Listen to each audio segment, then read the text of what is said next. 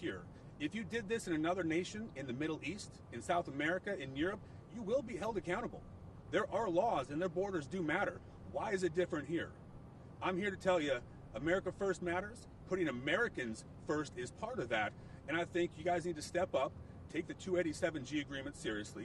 You need to work with federal law enforcement, and you need to understand that you're citizens.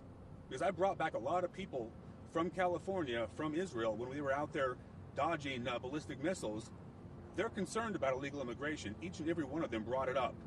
And they wouldn't have voted for me if they could have, frankly. They weren't in they weren't Republican voters, right?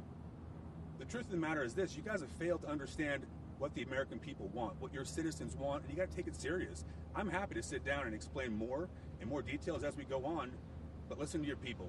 Take immigration seriously and make a difference for the citizens of this state and this country. Ma'am.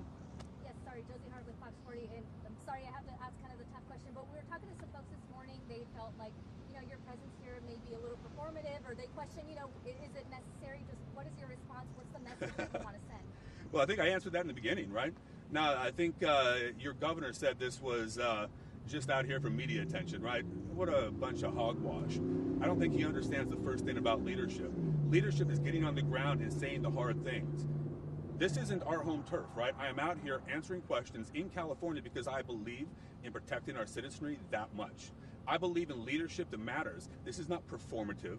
This is what leadership should be. I dream of the kind of America and the kind of Florida, and frankly, I hope and pray that California gets their stuff together and the voters are listening.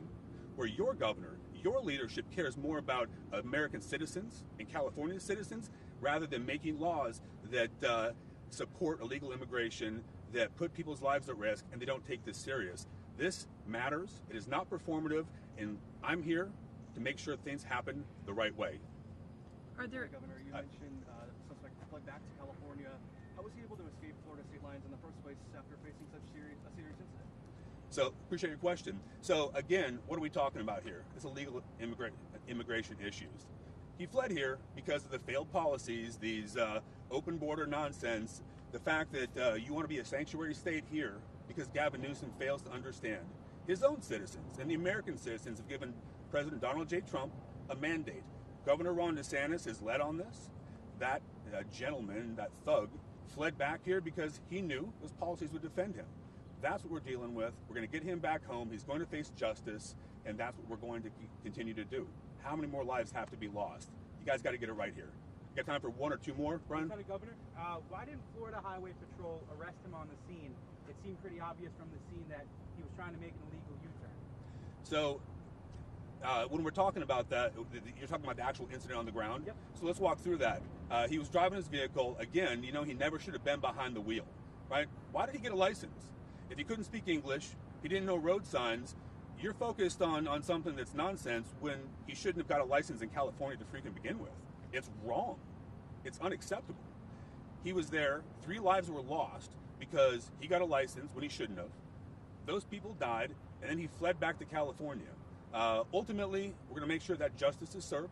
We're going to make sure that he is brought and put in front of the legal system, and that those lives get the justice they deserve. One more question, and we got to get moving. Was he on a work visa? And how does I can't hear you. Was he on a work visa, and how does that apply between state to state, and how does that work with his license? So, his legal status, I know there's been a lot of discussion on this. I think we have to continue to talk about the fact that in 2018, he illegally crossed into California. He played the sanctuary game. He stepped into California's failed, lax policies that have been here for years. And Gavin Newsom has continued to fail, continued to step into those. This state has led to how many lives being lost across our country? How many more people have to die from fentanyl, from gang activity, from illegal immigration problems before you guys take it serious, before Gavin Newsom takes it serious? In Florida, we do just the opposite. We take it serious. Now, guys, I do apologize. We're going to have to go. I know we're on a timeline. We don't want to miss those hacks. But I do want to thank each of you for being here today. It's incredibly important. Thank you for taking the time to listen to us and have some conversation.